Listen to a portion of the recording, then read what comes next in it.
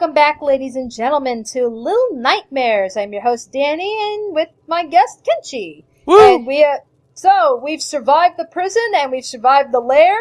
It's now time to venture into the kitchen. Well, at least this will solve your hunger problems. Just find a really big block of cheese. Yeah, this is where, I guess you could say, a lot of, the game's, the subtleties in the game's lore really starts coming through in this level. Or it's at least from what I've seen with the discussions and stuff that people have posted online, Most of the discussions come from stuff from this episode? They really start coming in this episode. I mean, despite being called the janitor, it seems like he was providing a lot of the meat for who I'm going to presumably call the chef. Yeah. Because I saw someone in the background at that point. Oh, there we go. Hunger pains again. Yeah. You metabolize real fast. Yeah. That's actually an interesting question. Why did they call him the janitor? Because it's unless they're counting, what they call cleaning up is, him collecting the bodies of the children or something. I mean, it's I don't know. I guess that's it. But, hey, we gotta eat, man. Sorry. Gnomes are not known to be picky eaters, from what I understand. And yes, I'm still pretty convinced that 6 may in fact be a gnome. Because all the supposed children are the same size as you. The gnomes are the same size as you. And is it ever confirmed in lore that 6 is a child specifically? Yes. That is confirmed. So, I mean, yes, she is a child. It's just not... What hasn't been confirmed as far as from what I can tell... I mean, you saw the size of the janitor. And you're going to see, in the size of the cooks and everything. I mean, we are dealing with giant people. I don't think it's been confirmed whether, is this just a universe where we have, one race of people are really tiny and then others are gigantic? Or is it are all the children the size of gnomes and then when they get bigger they get, gigantic? That, as far as I'm aware of, has not really been confirmed. So, again, I think this is where people, they theorize just what in the hell is actually going on here. Well, here's the question. Either A, the gnomes aren't really gnomes, and they're just children that weren't suitable for eating, hence why they are so different from you, because they do seem to have very dry skin. Or B, you are a gnome, and that these people are some kind of species of creature that eat gnomes.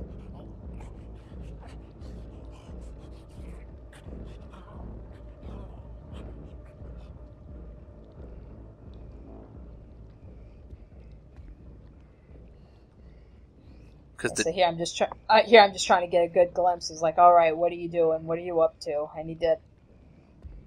It's odd that both you and these creatures seem to hide their faces. They don't look human.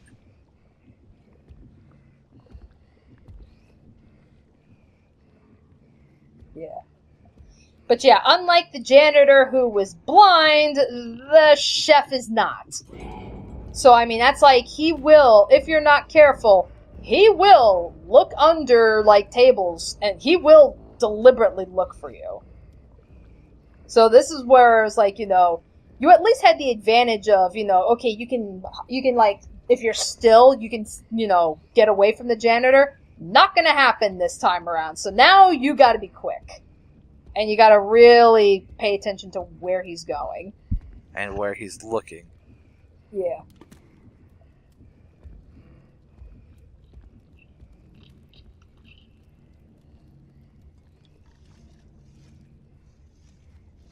Now, I believe I read somewhere, I haven't been able to pull it off, but I believe there's an achievement where I think in this area, I mean, you see, the cook, he's, he's putting what looks like maybe sausage links or something into the pots. I think there's an achievement that if you grab like 3 random ingredients in this kitchen and throw it into the pot, that's an achievement. Where it's like, look at me, I'm helping. And they've got like blocks of cheese, fish heads, and other stuff. I have not been able to pull that off because every time I go to try to throw something into a pot, I end up like missing or something. I catch the chef's attention and he kills me. So it's like, God, I think I gotta look up like a video tutorial or something. Like, how is it that people are getting this achievement? Because that one is eluding me. Yeah, because you gotta like know the exact point to throw that where the physics engine will reliably land shit in the pot. Right, and you gotta see where is the chef at that current point in time, which is not easy. Yeah, I mean it's like you can use one of the analog sticks to like maneuver the camera around. Like, you know, that's where it's like if you see like where I'm just kind of standing still, but you'll see the camera pan out and everything. I believe that's that's actually the left analog stick. But yeah, it's like even then, I mean, it's like, you know, it only goes, you know, even the camera only pans so far. Yeah, because, you know, there is no situation where they can completely give you a free range camera because, you know, then you would lose yourself. Right. Alrighty, so... That was a door squeak. Yep.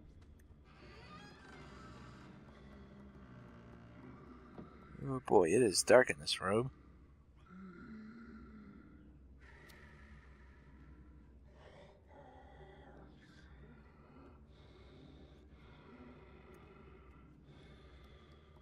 Alrighty, so... we get a key that we need. So you kind of want to... This takes a little getting used to. You kind of gotta, like, you know, do the swinging motion. You just basically want to swing the key off of this. But then you gotta hide. Because you wake up the other guy. So, yep, we have 2 chefs in this level. So we got 2 enemies we gotta look out for. To be fair, there were a ton of leeches. Well, true. But it's like, yeah, we've gone from, like, you know, 1 enemy, yeah, like, with the janitor, and now we got 2 chefs. So it's like, alright, you know, he's up, ready for his shift, so now it's like, okay. We want to bring the key all the way back downstairs, so we're just gonna want to actually go up. You're gonna want to take the elevator. Now, how this doesn't exactly catch his attention... then I'm not certain, but either way, you know, it's able to get us through. But like I said, you know, now we have 2 chefs, so now you gotta be really careful about where you are.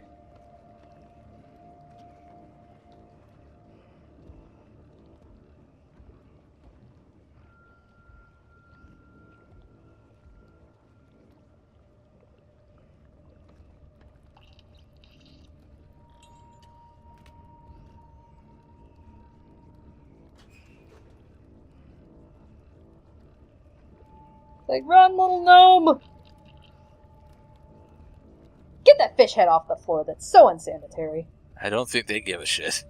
I know, but still.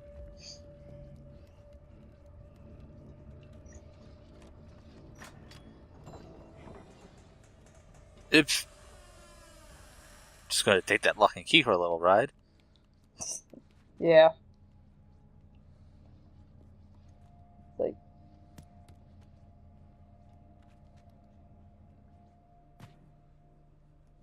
It's like, I'd be nomming down on that sausage if I was so constantly hungry like she seems to be. I know, it's like, you know, that's actually an interesting point, where it's like, you know, yeah, I get the whole theme with the hunger and everything, but now it's like, okay, now we're in a place that is just chock full of food. It's like, why are we not stealing some? I mean, that's like, look, I mean, that's like, I get why we can't carry large pieces of what I'm assuming maybe like a ham or something? I don't even know. Yeah, but it's like... yeah, it's like, can't take a sausage, really? Or just can't take a bite out of one? You know, actually fill your stomach on something other than whatever you find lying around actually, still in the kitchen where it's presumably still fairly safe to eat. Right. There we go. Ow. Yeah. Yeah, so you want to bring these 3 directly above this hatch. I assume they break it. Okay, nope.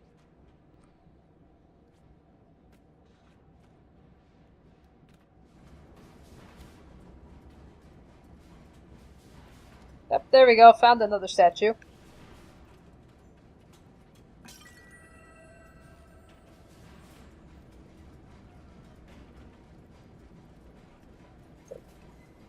It's like, what are you doing past me? There we go.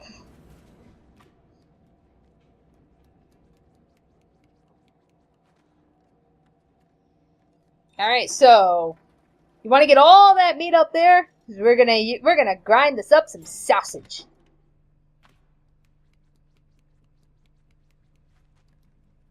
God, this place looks like looks like a butcher shop, which probably doesn't help with the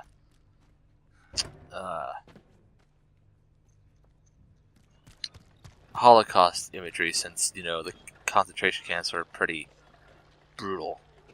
Yeah. So. Literally grinding your own swing. Yep. Yep, that's how we got to get through this area. It's like, we're not grinding the sausage for ourselves. It's just how are we going to get out of here? Horror games. Sure, that's logical.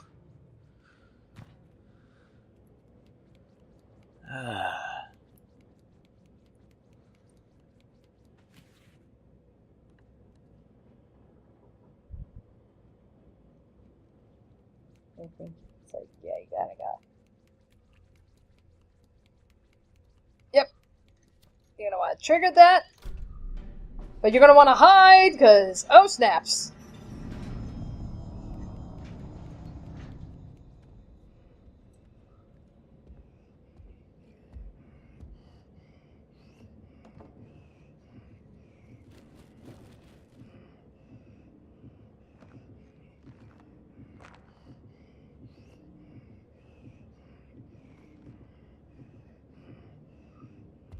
That breathing is so creepy. Like that really heavy breathing. Yeah. Doesn't help that his face looks like fucking Play-Doh. Yeah, Butterface. It's like, bye, asshole! I'm gonna jack your ride. Yeah, but now you gotta hide. Because he's gonna be like, wait, who used the elevator? Right.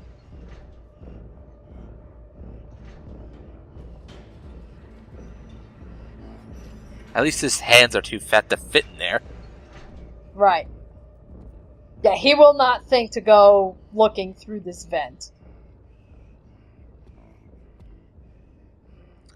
I don't think he can go looking through that vent. Right.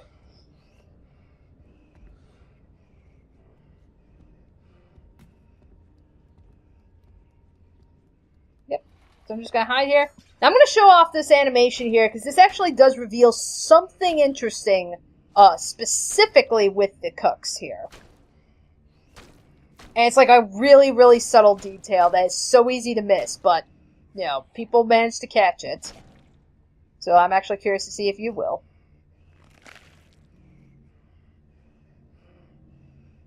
Huh.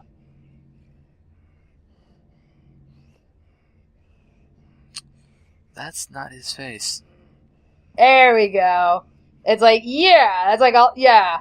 It's like such a subtle detail that if you don't actually, pay attention to his animations, you can easily miss that. But it's like, yeah, the chefs are wearing, a mask or a hood of some kind. So it's like, so this is, again, this will boil down, to the theorizing and everything. Whereas, why are the chefs wearing, that kind of a mask and everything when you're working in the kitchen? But, we'll get a little bit more into details of, what people theorize pretty much after when we're done with this, just so you can see. But yeah, it's like, give me the key. Give me the key and run. Give me the key and run. Come on, take the money and run.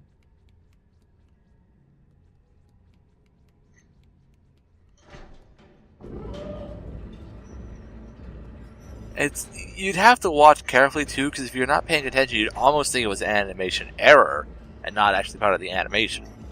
Right. It does bring up a question: why that face?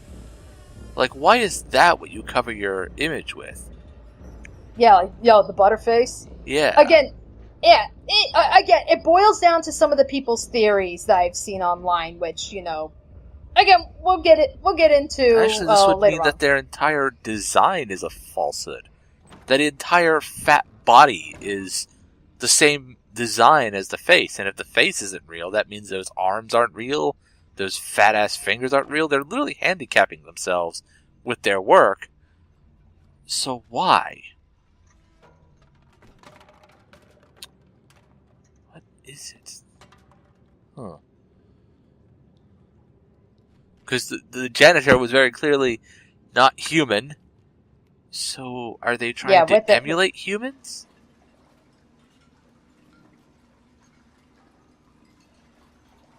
Yep, so just like before, good opportunity to get a good glimpse as to, like, where they are, what their actual, I guess, action, I don't know what you would call this, set piece? Or action style, something like, I guess this is where, okay, if we had BJ here, he could probably explain this a lot better, but it's like, there's a set route or something that these guys take.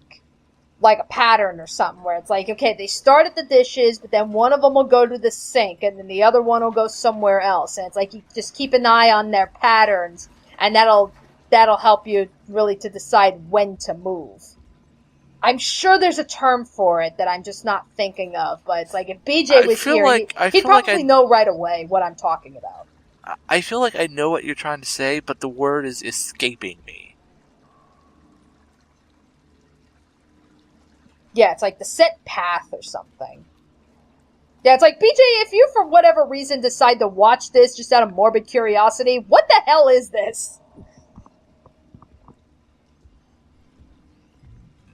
Disturbing. I'm going to go with disturbing. Well, yeah. Yeah. So, yep. Okay, so you're going to want to reverse the hooks.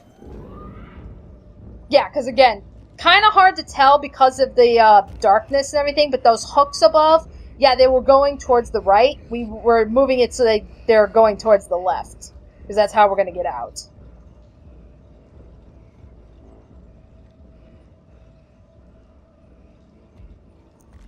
And they just walk over the broken plate like it's no big deal. Right. Yeah, it's like, yep. Yeah. And yeah, don't you go over the plate either, because he can hear you. But I'm a dumbass, so.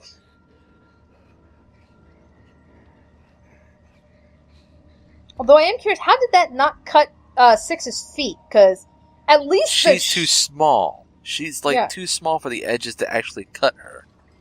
I guess, because it's like, I mean, I can buy the cooks because I can buy that they're wearing footwear. But Six is clearly not. So, I mean, that's like... And I know, I mean, when plates shatter, they shatter in multiple sizes. I mean, yeah, you get the big pieces, but it's the little ones that get you. So it's like, even with her size, that's where it's like, yeah, how do they not cut her feet open? I guess maybe because of the if she is a gnome, which are not exactly the most fragile of creatures for their size, it would explain the tough feet. Plus the fact that if her feet were heavily calloused, even the smallest shards would not really...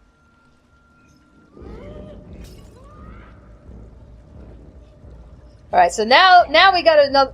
This is like basically the big chase sequence. So, I mean, that's like trial and error here. This is where, to get it all in one run, that's pretty much what this is. Trial and error.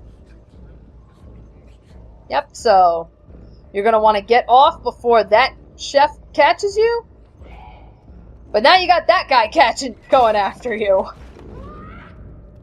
So it's like, run, dive under the table.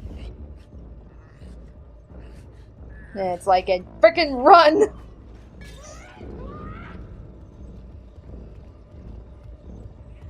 And there we go. We're good. Oh boy.